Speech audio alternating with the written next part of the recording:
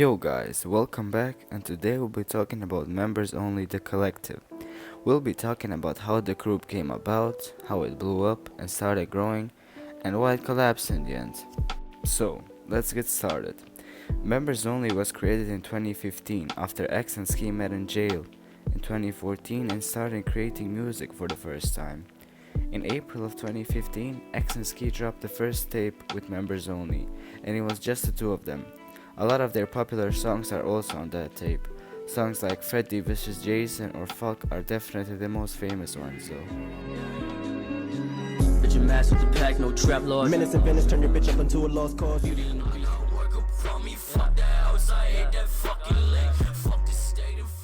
After the mixtape, X started to announce a lot of new members on his Twitter, and that is the point where you actually already lose track of all the members. But an interesting member that joined at the time was actually Kid Trunks. And actually, by July of 2015, there was already more than 20 people in the collective. You're probably asking yourself, how did they find 20 artists to work with? And the short answer is, they didn't. X and Ski were allowing pretty much everyone to the group. X also said that if you're bringing something to the table, finding shows, doing cover art, editing music videos or anything, you can join. Then, already in October of 2015, Members Only dropped their second tape. Again, pretty much everything was X and Ski, but there was a few new artists like Flyboy Tarantino, Yaprak Asimov or Fuck It. There was also a lot of solo tracks on the tape, and already by December of 2015, the group started to kind of fall apart, but it was bound to happen with more than 20 people in the collective. In late 2015 and throughout 2016, X was talking about the group splitting up and getting back together. Then in mid 2016, he said that Members Only was ending and actually never followed that up, saying it wasn't. Then in July of 2016, X was arrested, and the whole time he was in jail, the group remained inactive. And as we all know, while X was in jail in 2016, Look at Me blew up, and X's fame was going crazy. After X was let out of jail in April of 2017, him and Ski started to talk about reinstating Members Only, and Ski tweeted about Members Only coming back.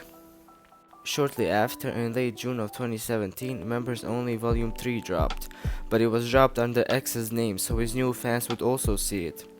That project was also pretty well received from people as they were discovering these new SoundCloud artists and their weird and new sounds.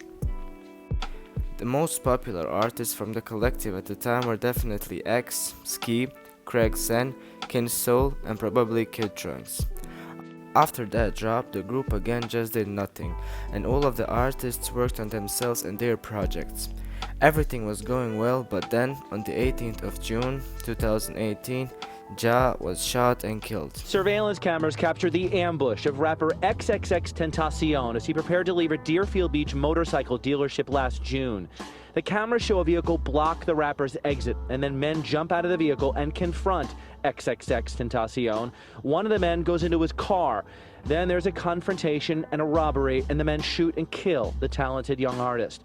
Surveillance video also showed XXX inside the dealership that day when at least one of the suspects walked past him. A short time later, the drama unfolded outside. In my opinion, that changed the collective's future forever, and it was never the same again, because X was like the glue holding them all together. Soon after X's death, the drama started with Ski's debut album Stokely, and with the intro track So High. That originally had a feature from Flyboy Tarantino, but Ski took him off that track and put it on his album. Bro, come on now, bro. I ain't nothing but a good friend, bro. We have 7 songs together, my nigga. 7 songs. And you mad because I put up one song that I took you off on my album and said I'm hurting your pockets. I'm hurting your pockets. After I did 7 songs with you for free. And now I'm counting favors, huh? He said I'm counting favors. This beef and all the others were pretty much just played on Instagram Live. After this incident though, Ski distanced himself and finally only had 2 tracks on Members Only Volume 4. Members Only Volume 4, or the group's last project, released on the 23rd of January 2019, which actually would have been X's 21st birthday.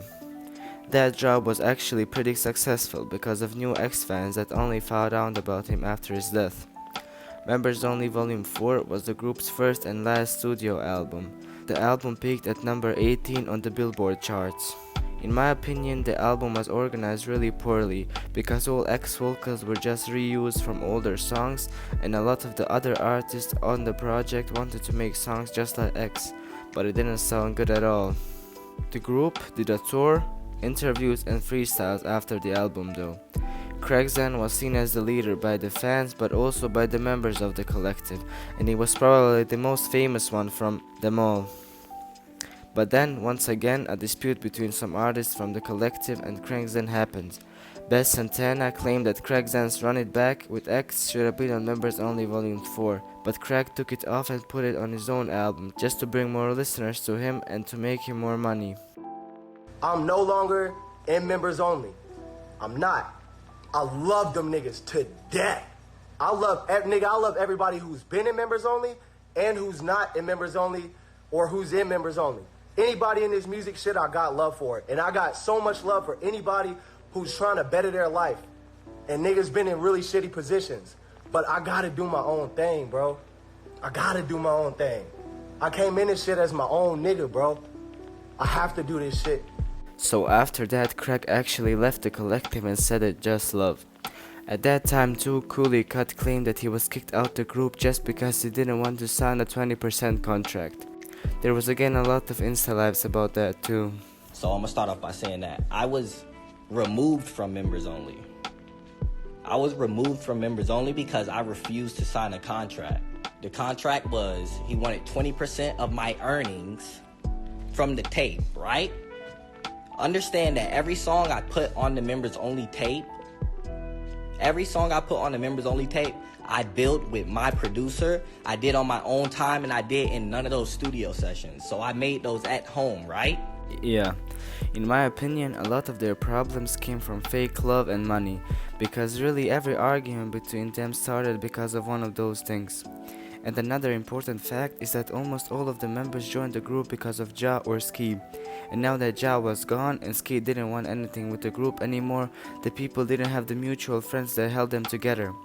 Since then, we didn't really hear anything from Members Only as a collective. Ski definitely had a successful career, and artists like Kill Station, Craig Zen, Wi-Fi's Funeral, Cooley Cut or Bass Santana had some good drops and did good for themselves too. At Kin Trunks, well, y'all know, nothing good happened with him. So, all in all, Members Only was flourishing as long as SoundCloud rap was too. Then fake love, money, death, and dishonesty came in the way of the collective success. I really hope they can once again come together and do something great, at least for X. But even if they don't, I think we can be grateful Members Only existed. And yeah, that was pretty much it. RIP X, take care, and it's been Kilo. Peace, guys.